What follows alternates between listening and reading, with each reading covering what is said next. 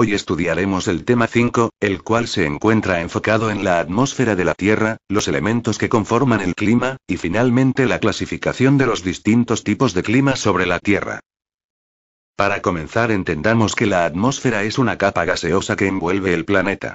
Sobre ella se desarrollan los distintos tipos de climas en el planeta. La composición química y el comportamiento físico de la atmósfera sirven como un gran moderador térmico, gracias al cual la temperatura de nuestro planeta es apta para la vida. La composición química de la atmósfera se compone mayormente de nitrógeno y oxígeno, además de otros gases como argón, hidrógeno, dióxido de carbono, helio y vapor de agua. Las principales propiedades de la atmósfera se pueden dividir en químicas y físicas de acuerdo a su naturaleza. Las propiedades físicas con las que cuenta la atmósfera son las siguientes. Primero, tenemos la movilidad. Esta propiedad es la capacidad del aire para moverse. Tanto de forma horizontal como la brisa del viento, o de manera vertical como las corrientes convectivas. Otra propiedad es el color. Si bien, el aire carece de color, es transparente.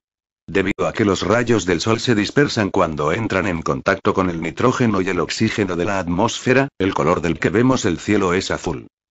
La compresibilidad es la propiedad atmosférica de disminuir su volumen bajo presión. Y la expansibilidad es la propiedad de recuperar su volumen original al cesar la presión que lo comprimió. Finalmente, la diatermancia es la propiedad de la atmósfera por la cual los rayos solares atraviesan y calientan de manera directa la superficie. Gracias a esto, las partes altas de la atmósfera son frías, ya que el calor del sol las atraviesa, y calienta directamente la litosfera, y la hidrosfera. Ahora, las principales propiedades químicas de la atmósfera son, su naturaleza oxidante, es decir que puede transformar los cuerpos por la acción del oxígeno, claro ejemplo de ello es cómo se oxidan los metales, las rocas, y algunos alimentos. Y la segunda propiedad química es que los gases de la atmósfera funcionan como comburente, con lo cual se puede crear el fuego. Si bien la atmósfera cubre toda la litosfera, al igual que la Tierra, la atmósfera cuenta con 5 capas. Cada una tiene una composición diferente de gases y temperatura. Y se encuentran a diferentes alturas específicas. La primera capa es la troposfera. Es la capa inferior donde se producen casi todos los fenómenos atmosféricos. Tiene una altura promedio de 12 kilómetros. Y contiene el 80% del aire atmosférico. La segunda capa es la estratosfera, esta va desde los 12 hasta los 50 kilómetros de altura. A los 25 kilómetros de altura se encuentra la capa de ozono. La cual se encarga de proteger a la Tierra de la radiación ultravioleta del Sol.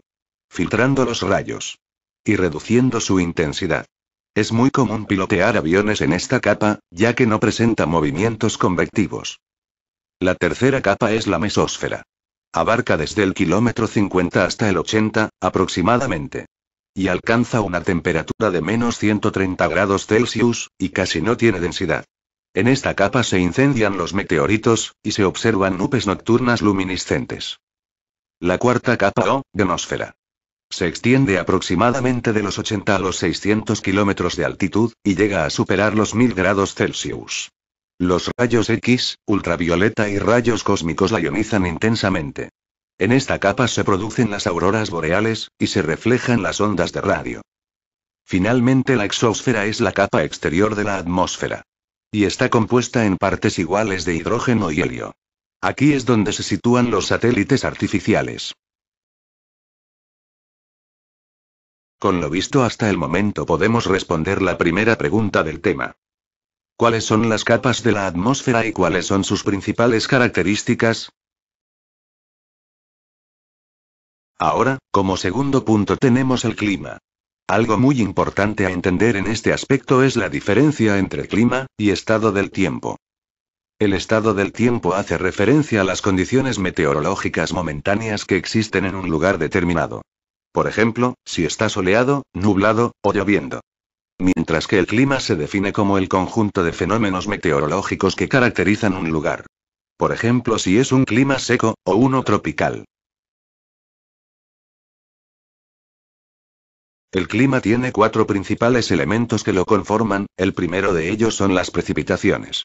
La cual se refiere a la cantidad de agua que llega desde la atmósfera a la corteza terrestre. La temperatura es otro de estos elementos. y hace referencia al grado de calor existente en el aire en un momento y lugar determinado.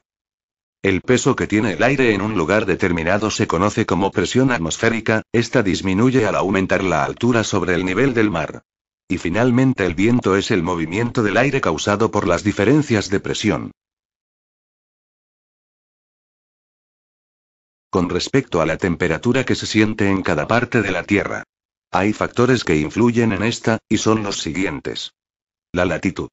Por lo cual en el ecuador los rayos solares lleguen casi verticales y con mayor fuerza que en los polos.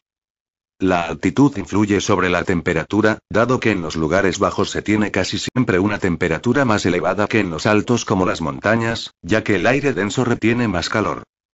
Los lugares más cercanos al mar tienen generalmente una temperatura más estable, ya que el mar es una especie de regulador de temperatura atmosférica.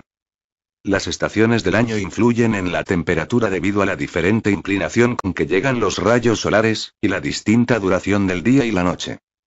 Las nubes reflejan parte del calor al espacio, y hacen que debajo de ellas la temperatura sea menor. Por esto, las temperaturas más altas del mundo no se registran en las regiones ecuatoriales donde llueve casi todo el año, sino en los desiertos, donde casi no llueve. Y finalmente, la humedad es otro factor de la temperatura, y hace referencia a la cantidad de vapor de agua contenida en un metro cúbico de aire.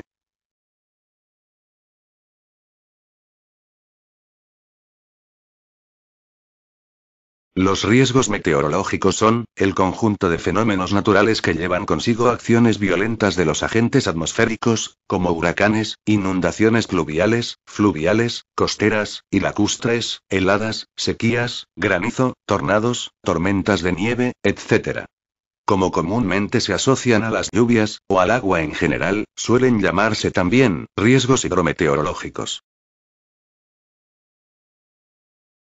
Con lo explicado hasta el momento. ¿Qué es el clima?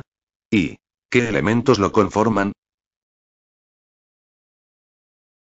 La Tierra puede ser dividida en tres grandes zonas climáticas con ayuda del ecuador, los trópicos de Cáncer y de Capricornio, así como los círculos polares Ártico y Antártico. Estas tres grandes zonas son fría, templada y cálida. La zona cálida o tórrida se encuentra sobre el área central de la Tierra, por donde atraviesa el ecuador. En esta zona, los rayos solares caen verticalmente provocando altas temperaturas durante todo el año. Los días y noches tienen igual duración. Existe vegetación y especies de animales como venados, coyotes, diferentes especies de reptiles, entre otros. Las zonas templadas son dos, una en el hemisferio norte, y la otra en el hemisferio sur, entre los trópicos y los círculos polares. Los rayos solares llegan en forma oblicua, y hay 4 estaciones climáticas cada año. La vegetación en estas zonas es abundante como en las selvas tropicales, y la fauna es bastante rica. Finalmente las zonas frías se encuentran en el polo norte y el polo sur. Están limitadas por los círculos polares, y la duración de las noches es más larga que la de los días. Las temperaturas en estas zonas alcanzan alrededor de los 20 grados Celsius bajo cero. La vegetación y las especies animales son escasas. La clasificación climática que más se utiliza es la de Vladimir Peter Köppen, que se basa en 2 variables. Temperatura y precipitación. A partir de ellas establece 6 grandes grupos climáticos. A. Climas tropicales. B. Climas secos. C. Climas templados. D. Climas de invierno. E. Climas polares. F. Climas de tundra.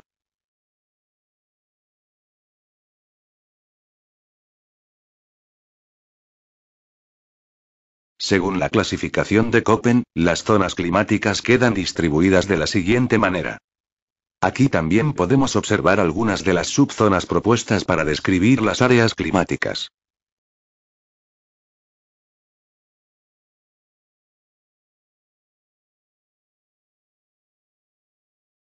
Para finalizar el tema, contestemos la última pregunta. ¿Cómo clasifica Köppen a los climas, y en base a qué? Bueno chicos y chicas, es todo por el momento, estudien mucho, y que estén bien.